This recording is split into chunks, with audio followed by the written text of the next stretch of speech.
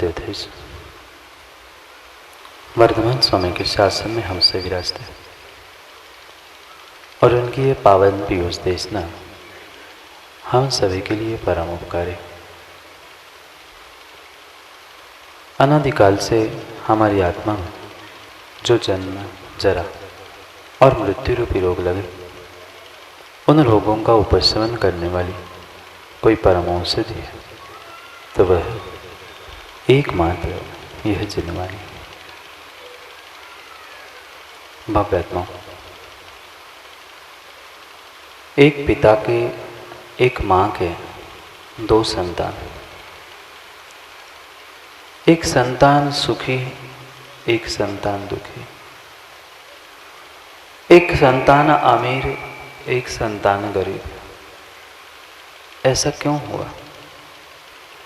जबकि एक ही माँ ने, एक ही पिता ने दोनों संतानों को जन्म दिया, एक सा पाला पोसा, एक सा पढ़ाया लिखाया, पर फिर भी एक बहुत पैसे वाला बनता है, बहुत सुखी होता है और एक निर्धन होते हुए दुखी होता है। दोनों बेटे मिलकर माता पिता को कितना भी कोस ले, पर सच्चाई कुछ भिन्न है। जो दुखी बेटा है वह माता पिता को कोसता है, अमीर है, सुखी है, वो माता पिता को बधाई देता है, धन्यवाद देता है। पर माँ, ये सब कुछ उपचार कथन है, क्योंकि माता पिता के करने से बेटे सुखी दुखी नहीं हुए थे। अपने स्वयं के कर्म, अपने स्वयं के भाग्य, अपने स्वयं के पुरुषार्थ से हुए। कोई भी माँ, कोई भी पिता अपने बेटे को दुखी नहीं देखना चाहता। माँ देखना चाहती? नहीं देखना चाहती। कोई भी माँ, कोई भी पिता अपने बेटों को, अपनी संतानों को किसी भी प्रकार से दुखी देखना ही नहीं चाहता। पर फिर भी एक बेटा सुखी, एक बेटा दुखी हुआ था। उसके पीछे का रहस्य माता पिता का दुलार, माता पिता का प्रेम या माता पिता की कोई गलती नहीं थी। अपितु गलती अगर किसी की थी तो उन संतानों की पिछले कर्मों की गलती थी। पिछले कर्मों के साथ वर्तमान में उन्होंने किया हुआ पुरुषार्थ, वर्तमान में उन्होंने किया हुआ कार्य ही उनके जीवन में उन्हें सुखी दुखी बना रहा था। जैसे वे दो संतान थे, ऐसे ही समाज में, देश में, राष्ट्र में अनेकानेक जीव है। कोई सुखी है, कोई दुखी है, कोई अमीर है, कोई गरीब है। ये किसी भगवान, गुरु, जिनवाणी के निमित्त से नहीं हुए हैं, अपने स्वयं के पुण्य पाप, अपने स्वयं के कर्तुति के कारण से। पर फिर भी जीव उस कर्म सिद्धांत को ना समझने के कारण सुख के दिनों में फूलता है और दुख के दिनों में कूलता है। माँ, कितनों को कोस लिया आज तक? कभी पिता को, कभी माँ को, कभी देवशास्त्र गुरु को भी व्यक्ति कोस लेता है। हमारे साथ ही ऐसा क्यों होता है? हम इतना सारा करते हैं, बहुत कुछ करते हैं, पर हमसे ही क्यों? भूल मत करना राजू भाई, कहीं ना कहीं ये कर्मों की लीला है जो कुछ भव पहले, कुछ वर्ष पहले, कुछ दिन पहले तुमने स्वयं ने किए हैं। जीव नहीं समझ पाता, सच्चा श्रद्धान प्राप्त नहीं कर पाता, सच्चे देव शास्त्र गुरु मिलने के बाद भी। उसी परम पिता तीर्थंकर अरिहंत प्रभु की संतान माँ जिनवाणी के पलने में 4 अनियोगों की रस्सी में झूलने वाली वह संतान एक सम्यक दृष्टि बनती है और एक मिथ्या दृष्टि। क्या पत्थर के भगवान ने किसी को सेयांस दादा सम्यक दृष्टि बनाया? क्या माँ कागज की जिनवाणी माँ ने आपको सम्यक दृष्टि बनाया? कोई निर्ग्रंथ गुरु, भगवान या जिनवाणी आपको माणिक दादा सम्यक दृष्टि बनाने की शक्ति नहीं रखती। सम्यक दृष्टि, मिथ्या दृष्टि का परिणमन अगर कोई कराता है तो जीव के भीतर का श्रद्धान कराता है। और वह जब तक सम्यक श्रद्धान नहीं है तब तक अनादि धात्व के संस्कार मिटाते हुए जीव कभी भी सम्यक दृष्टि हो नहीं सकता। क्या करे? ऐसे ऐसे अनादि के विषय कसायों के राग द्वेष के प्रबल संस्कार जीव के भीतर बैठे हैं। सामने सच्चे भगवान गुरु दिखने के बाद भी मिथ्या दृष्टि जीव के हाथ नहीं जुड़ते। वह जीव बहुत बहुत बहुत श्रेष्ठ है। कौन सा? कई बार श्रवण भाई हमने अपनी आंखों से देखा, विहार करते करते करते एक ऐसा दृश्य हमने मां आंखों के सामने देखा। नाली साफ कर रहा था एक जीव। कौन करता है? जानते हैं सब। वह शूद्रकुल में जन्मा हुआ नाली साफ करने वाला जीव राजू अपने हाथ का झाड़ू अलग करता है, बगल में नल लगा है वहां हाथ धोता है, और निर्ग्रंथ गुरु विहार करते हुए बढ़ रहे थे, उनको देखकर टांग लौट जाता है। कौन? कंची दिदाऊ कौन? एक नाली साफ करने वाला अपने हाथ का झाड़ू छोड़ते हुए उसे इतना विवेक है कि ये किसी भले एक जैन समाज के नहीं, ये कोई तपस्वी है, बाबा है, निर्ग्रंथ गुरु है, सब काम छोड़कर हाथ जोड़ते हुए पहले प्रणाम करने के लिए पहुंचता है। और एक जैन कुल में जन्मा हुआ शिखर डॉक्टर साहब व्यक्ति हाथ जोड़ने के लिए तरसता है। आज जीव को अहंकार के कारण मां ये समझ में नहीं आता। उसे लगता है मैं नमस्कार नहीं करूंगा तो महाराज का महाराजपना कम हो जाएगा। पर वह जीव मां भूल जाता है कि सच्चे देव शास्त्र गुरु की अभिनय करते हुए देव शास्त्र गुरु का पद किसी भी प्रकार से कम होने वाला नहीं है। अगर कर्मों का बंध किसी को होता है तो अभिनय करने वाले जीव को स्वयं होता है। अहंकार में, पुण्य के उदय में जीव भूल जाता है कि मैं कर क्या रहा हूं।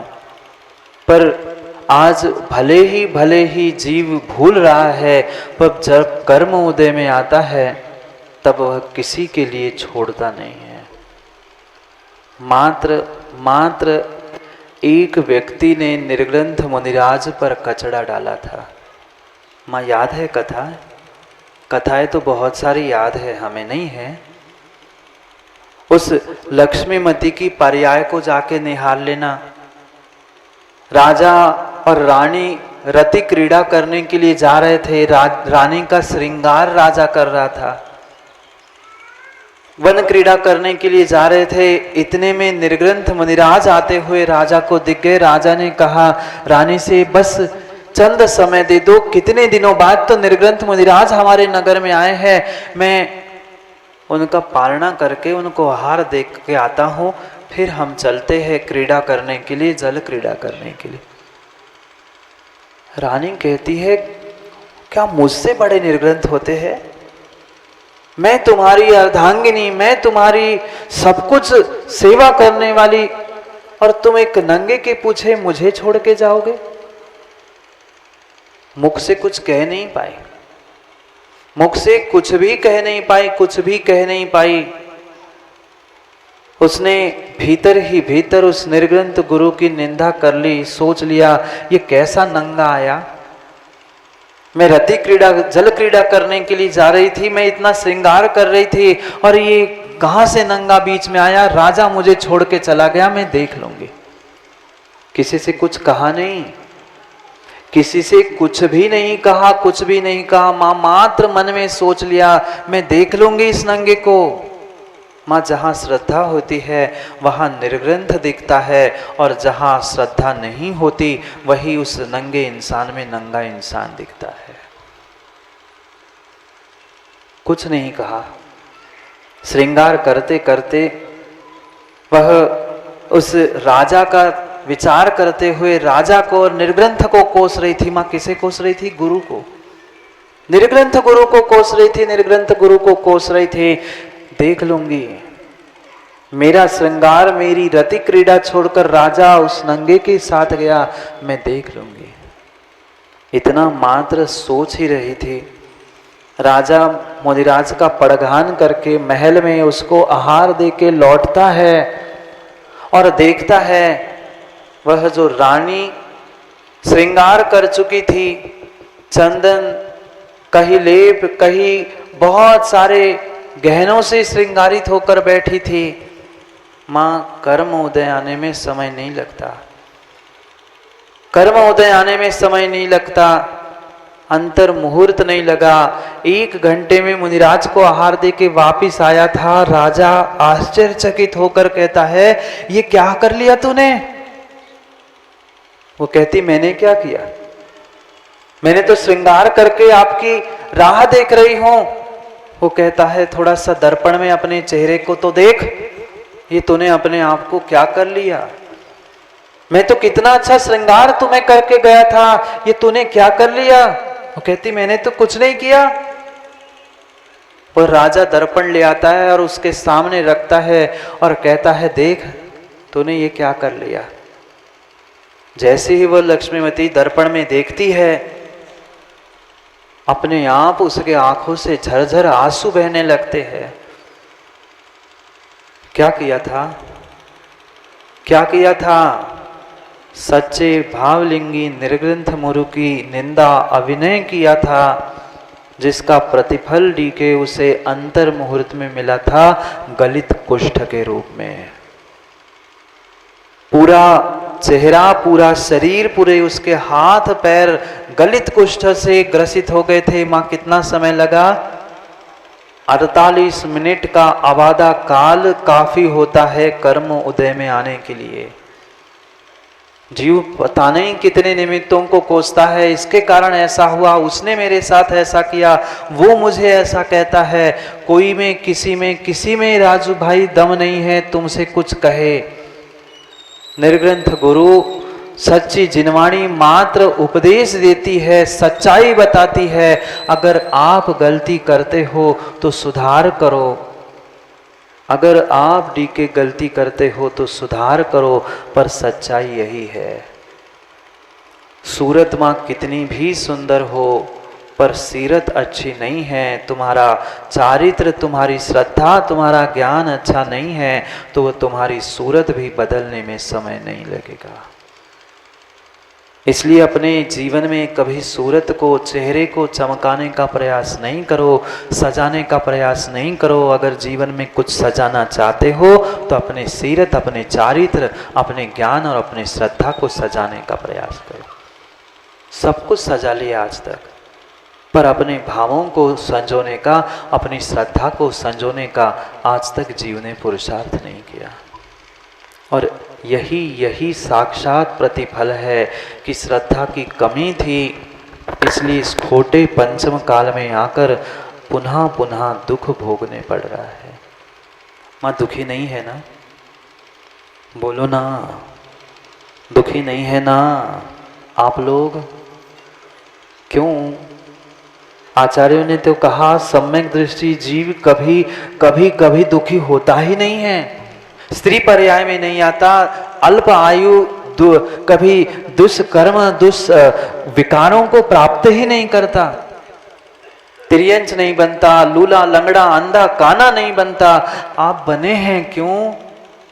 भगवान को मत कोसो, कर्मों को भी मत कोसो। कर्म तभी आपके पास आए हैं जब आपने वैसी करतूती की है। उच्च कुल मिलने के बाद भी हमने श्रद्धा को स्थान नहीं दिया, इसलिए वह उच्च गोत्र, उच्च कुल भी नीच गोत्र और नीच कुल में परिवर्तित हो रहा है। विचार करने की आवश्यकता है अपनी जीवन की यात्रा के बारे में। कितनी विपरीत श्रद्धान के माध्यम से हमने आज तक दुखी होने के निमित्त इकट्ठा कर लिए। क्यों भूल रहे हो, क्यों भूल रहे हो? ये बहुत बड़ा हमने अपने स्वयं के लिए घाटा प्राप्त कर लिया है। हम स्वयं अपने पैरों पर कुल्हाड़ी मार रहे हैं। पैरों पे कुल्हाड़ी नहीं लालू, पैर पर ही कुल्हाड़ी नहीं, कुल्हाड़ी पे ही पैर दे मार रहे हैं। ये भूल मत कर लेना माँ, जीवन में कभी कभी भूल मत कर लेना। सच्चे दिगंबर साधु जहाँ आपको मिले माँ, सब काम छोड़ देना। माला, सामायिक, पूजा पाठ एक किनारे, वे तो अचेतन परमात्मा वेदी पर बैठे हैं, पर सामने चेतन परमात्मा की मूर्त अरिहंत की प्रतिमा सामने चल के आ पा रही है और तुम हाथ नहीं जोड़ पा रहे हो। उस नाली साफ करने वाले से भी गए बीता तुम्हारा समय है, ये कुछ समय में समझ में आएगा। हाँ, ये पक्का है, ये पक्का है रज्जू भाई। मैं किसी मन की बात या किसी पर किसी भी प्रकार की माँ कमेंट्स करने के लिए नहीं, मैं तो सच्चाई आगम के प्रमाणों के साथ बताना चाहता हूँ। फिर किसी को सच्चाई सुनकर बुरा लग रहा है तो अपने में सुधार करे। किसी की प्रकार से किसी को दुखी करने के लिए कुछ नहीं कह रहा। गुरु का तो माणिक दादा काम होता है दर्पण दिखाना। फिर दर्पण में आप जैसा मुंह बनाओगे वैसा ही दिखेगा कि मां दूसरा दिखेगा। आप तो खूब सुबह शाम दर्पण में मुंह देखते हैं, चेहरा देखते हैं। किसका चेहरा दिखता है? पड़ोसी का, शत्रु का, मित्र का, किसी दूसरे का नहीं। जैसा चेहरा आपका होता है वैसा ही चेहरा दर्पण में दिखता है। आज के मोबाइल, फोटो, कैमरा आदि में फिर भी तुम एडिट कर सकते हो, बदल सकते हैं ना।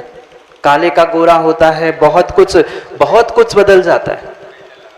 आजकल तो मोबाइल में कल्लू फिल्टर आते हैं, बिना मूंछ के मूंछ लग जाती है, बिना सिंग के सिंग लग जाते हैं। वो तो यूडी तुम्हारे लैपटॉप, कंप्यूटर, मोबाइल में हो सकता है, पर दर्पण में तुम्हारा जैसा चेहरा होता है वैसा ही दिखेगा। मां, तुम टेढ़ा मुंह करोगे तो टेढ़ा ही होगा और सीधा मुंह होगा तो सीधा ही होगा।